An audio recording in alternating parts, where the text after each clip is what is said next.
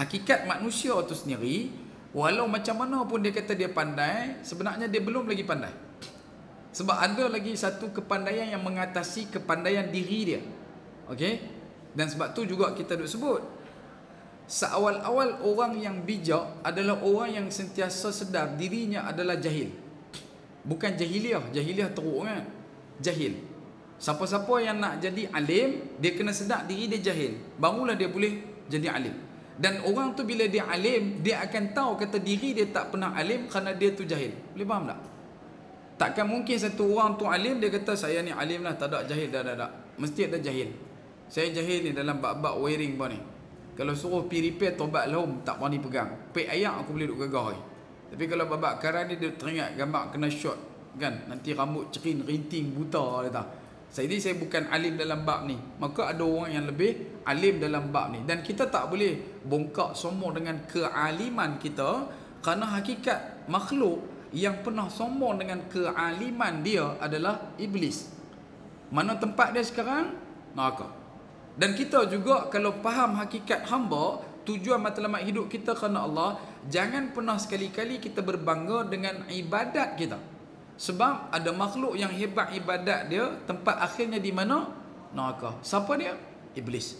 Dan kita juga kena jadi orang yang senantiasa hina diri, lemah hati kita ni, rasa rendah hati kita bila kita nak di-compare bandingkan dengan orang. Sebab ada makhluk yang selalu mengangkat diri dia lebih baik daripada orang, dan akhirnya dijunamkan ke dalam neraka Allah. Siapa dia? Iblis.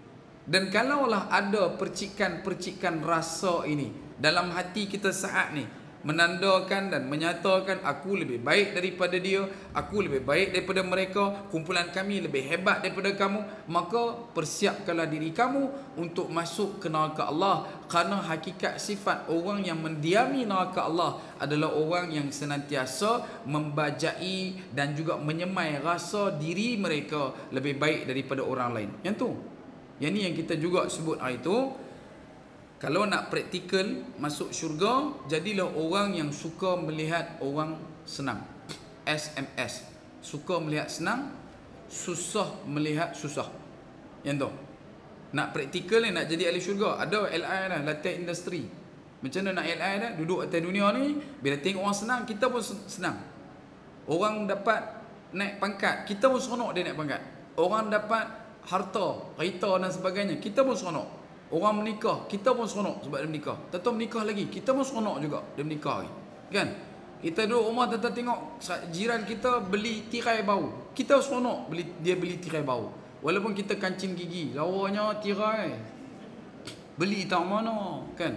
Seronok, tunjuk seronok. Maka hakikat ni, ini adalah praktikal untuk kita masuk syurga.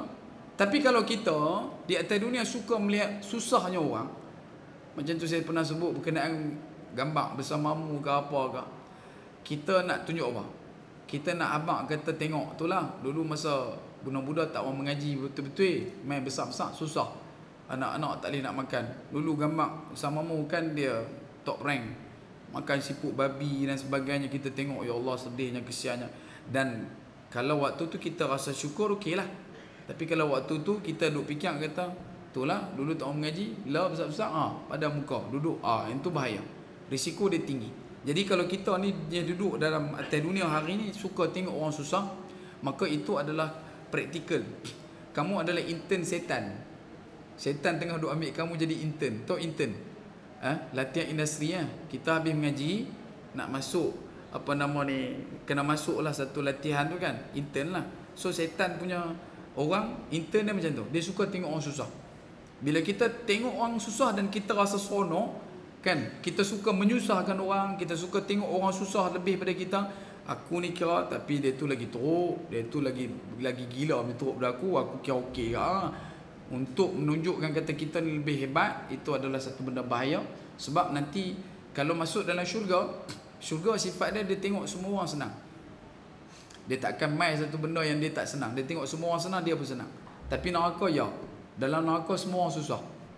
Nak tengok sangat orang susah kan? Suka sangat tengok orang susah. Maksud susah ni orang yang merana, orang menderita. Dia pergi santau orang, dia pergi sihir orang, dia fitnah orang, dia adu domba orang, dia mengumpat orang. Tujuan ni untuk bagi nampak orang tu susah.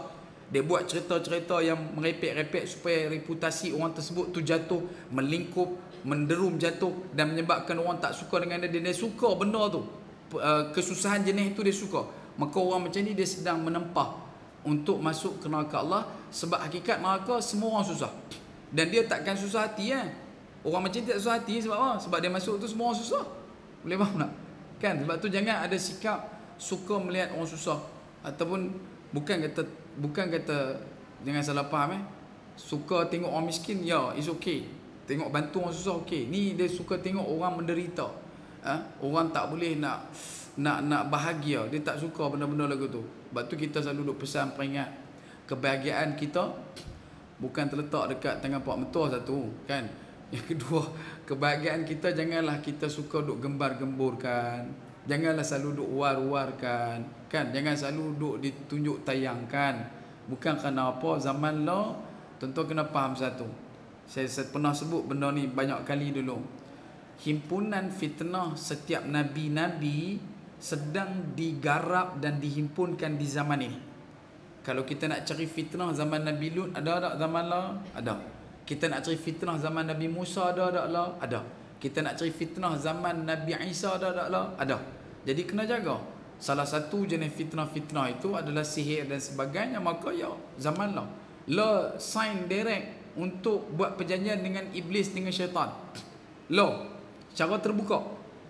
Kalau kita tengok balik dalam dunia semasa lah ni sampai terah tu, nak dapatkan populariti, cetuskan kontroversi untuk dapatkan nilai orang follower dia, nilai viewer dan sebagainya. Jaga. Sebab tu elakkanlah sedaya mampu yang kita boleh untuk adjust dekat situ, supaya janganlah kita ni jadi penyumbang kepada rancaknya industri sihir negara. Walaupun kita tak ada lah satu statistik yang tepat dan lengkap, cuma apa yang saya nak beritahu, kalau boleh mampu untuk kita usaha untuk elakkan perkara ini, maka sebaik mungkin dan semampu mungkin berusahalah untuk menjauhkan.